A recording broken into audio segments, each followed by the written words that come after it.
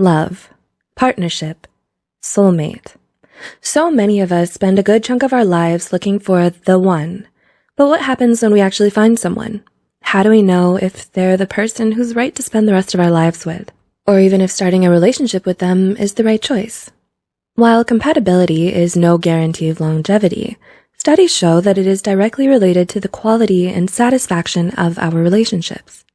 Simply put, the more compatible you and your partner are, the happier you're likely to be with them.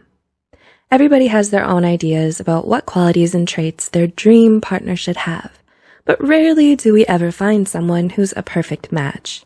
Instead, we learn to compromise where we can and grow to love people in spite of their flaws and imperfections. However, it can be hard to differentiate normal differences from incompatibility. So, if you're wondering whether or not you and your significant other are incompatible, here are 7 telltale signs that you probably aren't right for each other. 1. You don't get each other. Right from the get-go, this can tell you a great deal about how good of a match you and your partner make. If you have a hard time understanding how they're feeling, what they're thinking, or what they need, then they might not be the one for you, and vice versa. It's better to be with someone you can be in sync with, someone who picks up and understands your nonverbal cues. They can discern your tone of voice and get what you're trying to tell them. Otherwise, miscommunication and misunderstandings can pile up in your relationship. 2. You're too different from each other. While it's technically true that opposites do attract, every solid, healthy couple should share at least a few similarities with their partner. This doesn't mean having to like all the same music or movies that they do, or even share the same hobbies as them. In fact, it can even be refreshing to be in a relationship with someone radically different from yourself. Sadly, though, the excitement won't last forever. If the similarities are too scarce or non-existent, once the new and shiny effect wears off, you're both left with someone who doesn't share the same humor, interests, values, ideals, or principles, making it difficult to relate to one another in any meaningful way. 3. You try to change each other, not grow and learn together. The hallmark of any strong, healthy relationship is having a partner who gives you the drive and motivation to change for the better. And that's the point. It must be something you want for yourself. Your idea, not theirs alone.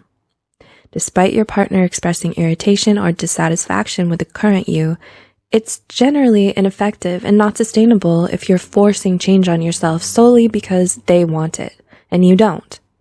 You have to want it for you, and this goes for many things, whether it's the way you dress, speak, or who you hang out with. Only you have the right to decide who you want to be.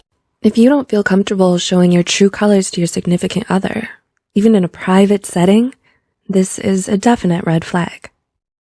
4. There is constant or highly frequent arguing. It's perfectly normal and healthy to disagree with your partner about something from time to time, especially if it's over something that's important to the two of you.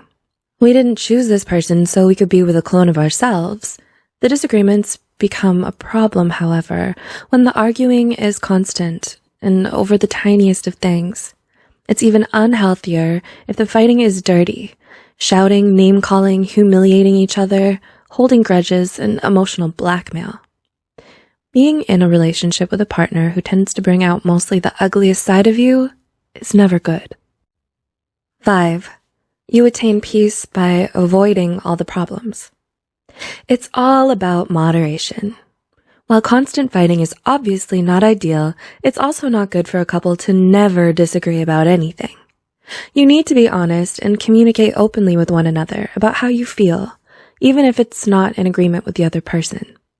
Constant pretending everything is okay or blind agreement to the wants of the other person does not make the relationship stronger, and may in fact result in a catastrophic blow-up later.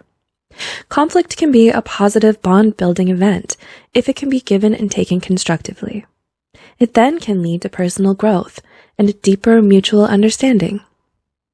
6. Your socializing is isolated from everyone else. Do you find that when you and your partner go out, it's nearly always only with each other? No friends, no parties or group hangouts? Do you never spend any time with their friends? Have you even met their friends? Is their family still a group of mystery people you've never been introduced to? Even though you've been together for a while? If you answered yes to any of these, this could be a potential problem. It's important that you spend time with your partner's loved ones and get to know them better. Couples who make the effort to be close with the other important people in their partner's lives tend to have longer and happier relationships. And 7, you're not attracted to them. Lastly, but most importantly, even when everything seems perfect on paper, if you don't have any romance or chemistry, it's simply not going to work.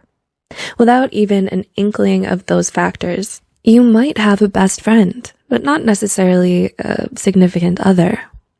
The result is that you will naturally be drawn to people you have that more than friends attraction to.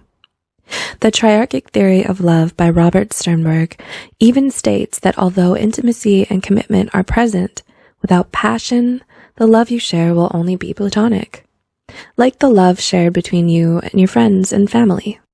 In the end, there's no such thing as a perfect relationship. Everyone has doubts or disagreements at times with the person they love. A strong, healthy relationship takes ongoing effort, dedication, and also time for it to grow. What's important is finding that someone who, to you, is worth the effort. First impressions and initial choices do not seal your fate. Learning to know and recognize compatibility versus incompatibility will save you much heartbreak and possibly avoid more serious scarring. So take the time to evaluate your relationship with these key points in mind, and honestly ask yourself, is my partner right for me? We hope you enjoyed the video and learned something new about yourself and others. Please like, share, and give feedback or comment below. Let us know what you'd like to see next. Don't forget to subscribe to Psych2Go for more psychology content, and as always, thanks for watching and taking this short psychology journey with us.